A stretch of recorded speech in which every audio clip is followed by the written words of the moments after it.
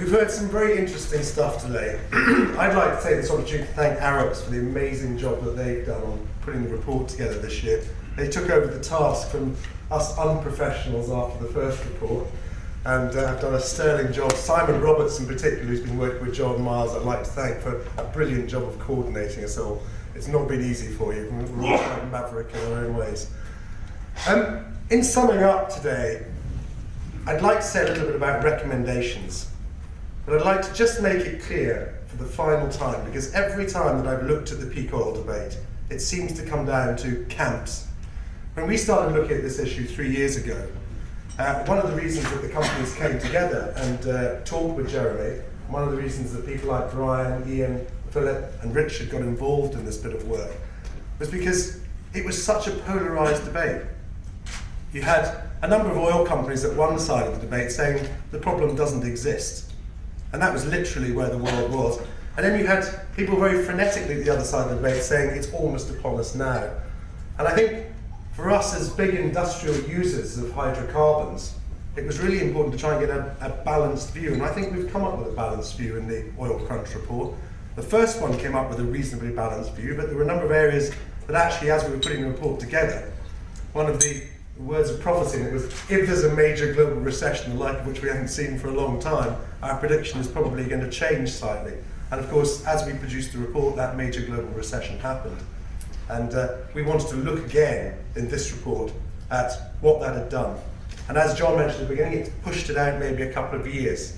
We've got some breathing space. We've probably got a 5-year period where demand in the West hasn't picked up significantly, and possibly doesn't pick up for some of the reasons that both Ian and John and Brian and Richard have all mentioned. We are doing more in the West. We're much more carbon conscious than we were. Just as Brian's bus passengers are more carbon conscious, so are airline passengers. And we're conscious of it, even if climate change isn't necessarily quite as man-induced as some have said, and even if that debate has made people slightly more cynical, we're all concerned about pollution and the environment in a more general sense, and that is a feature of our culture today. So I'm not so worried about demand in the West.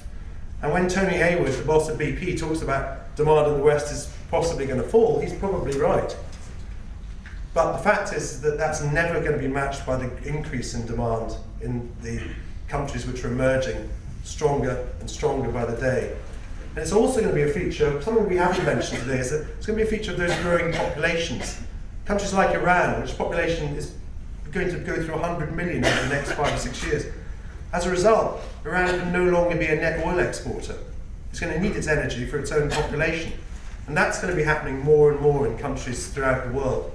So if we take the fact that we believe that there is going to be a potential crunch coming, what should the incoming government of the next few years be doing about it?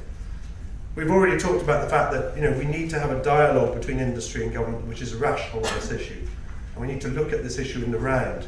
We can't take the word of one oil company or one environmental group or one solar power producer or one airline or one railway operator. We've got to come together to look at this. And the kind of recommendations that we're looking for are is a government that recognises that this is a clear and present danger. And to mitigate its effects is complementary with, say, a low carbon strategy as we have at the moment.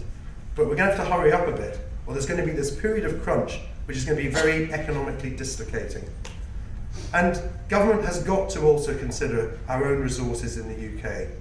The fundamental issue that we face here is a balance of payments crisis in the second part of the next decade, which will make all the other things that we're trying to do in terms of shifting to a lower carbon economy and a more energy efficient economy, it's going to make those things harder to do if you're trying to do that through a balance of payments crisis, where literally you might have problems supplying food and energy to the population for a period of time. Therefore, we've got to take actions more quickly. We've got to encourage more production in the North Sea again. We've got to get our own industry working much more efficiently in terms of its own use of energy. And we've got to push forward with solar, wind, wave, nuclear, to a greater extent than we've achieved so far. And that's going to mean legislative change. It's going to mean that we've got to make health and safety legislation work for the future as well. It's got to mean we've got to introduce new technologies much more quickly than we've been planning to do. We've got to get carbon composites into cars in a way that they're not at the moment. We've got to get carbon composites into buses and trains and aeroplanes more quickly than we've been planning. And that's going to mean every organisation in Britain galvanising itself, from the Civil Aviation Authority on one side, to the Health and Safety Executive, right the way through to the legislative background that we face as consumers in terms of encouraging us to produce our own energy and be more efficient in our use of energy. These things have got to be speeded up if we're going to avoid the crunch that comes.